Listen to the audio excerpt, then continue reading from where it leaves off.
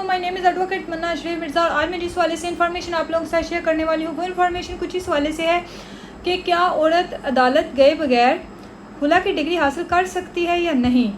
तो उसके अलावा दूसरा ये क्वेश्चन बार बार पूछा जा रहा है मेरे यूट्यूब चैनल के ऊपर कि जी हमें ये बताएं कि अगर औरत ने हुला की डिग्री ले ली है, औरत ने हमारा जो एड्रेस था वो गलत शो किया है केस के ऊपर, तो अब हम कैसे उस हुला की डिग्री को कैंसिल करवा सकते हैं। तो इस वाले से आज हम डिस्कस करेंगे। सबसे पहली बात यह है कि ऐसी कौन सी सूरतें हैं कि औरत अदालत आए बगैर हुला की डिग्री हासिल कर सकती है। फॉर एग्ज़ाम्पल कि अगर कोई वैलिड रीज़न है, औरत बीमार है, ठीक है, वो इस काबिल नहीं है कि वो अदालत में आके अपीयर हो सके, तो कोई वैलिड रीज़न है, बीमारी की होगी, for example out of country में है, आउट ऑफ कंट्री में भी अगर औरत है तो वो अदालत की प्रोसीडिंग्स में अपीयर नहीं हो सकती। तो ऐसी सूरत में क्या किया जाता है, पावर ऑफ अटॉर्नी औरत जो है वो अगर फॉरेन कंट्री में अब्रॉड है तो वो power of attorney Pakistani consulate से टेस्ट करवा के तो पाकिस्तान में भेजेगी और फिर उसके बिहाव पे जिस बंदे को भी वो भेजेगी तो केस फाइल किया जाएगा। अब यहाँ पे भी कुछ लोग क्वेश्चन पूछते हैं कि कोई भी बंदा हो सकता है जिसको वो पावर ऑफ अटॉर्नी दे सकते हैं। हमारा कानून ये कहता है कि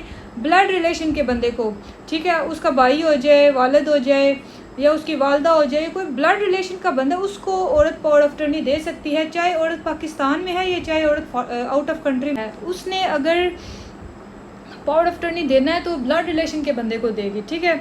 और अगर वो आउट ऑफ कंट्री में है तो फिर उसने पाकिस्तानी कॉन्सुलेट से टेस्ट करवाना। और अगर वो आउट ऑफ कंट्री में नहीं है, पाकिस्तान में है और कोई सॉलिड रीज़न है कि वो अपीयर नहीं हो सकती, तो ऐसी सूरत में फिर उसने स्टैम्प पेपर के ऊपर, अगर वो पाकिस्तान में है तो power of attorney, special power of attorney देनी है, ठीक है। तो ये 2-4 सूरतें हैं मेन कि अगर बीमार है या आउट ऑफ कंट्री में कोई वैलिड रीज़न है तो तब औरत जो है वो अदालत आए बगैर हुला की डिग्री हासिल कर सकती है, वैसे नहीं, ठीक है। दूसरी बात ये कि आजकल तो अमेंडमेंट आ गई है, उसमें ये है कि पहले होता था कि केस जब फाइल किया जाता था तो औरत को नहीं आना पड़ता था, लेकिन अब केस अगर फाइल करना है, ठीक है, तो वहाँ पे बाकायदा औरत की पिक्चर बनाई जाती है कि आया ये जो औरत है ये जब केस फाइल हुआ तो ये आई, इसके सिग्नेचर्स होते हैं। उसके अलावा अभी QR कोड जनरेट हो।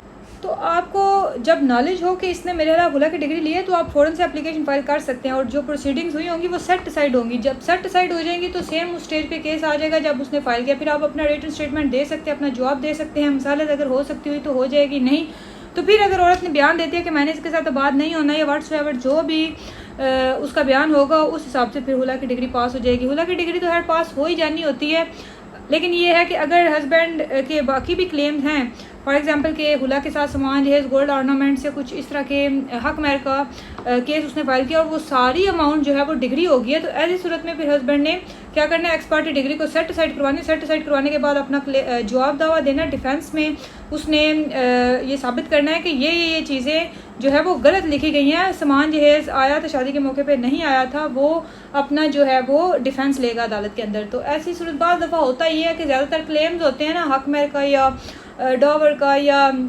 डॉवर अमाउंट का या गोल्ड ऑर्नामेंट्स का, तो ऐसी सूरत में फिर एक्स पार्टी डिग्री जो है वो सेट साइड करवाई जाती है। लेकिन बाज़ केसेस में रूटीन में देखा जाता है कि हुला की डिग्री अगर औरत ने ले लिया तो हस्बैंड उसको नहीं एक्स पार्टी सेट साइड करवाता कि ठीक है जो हो गया सो गया है।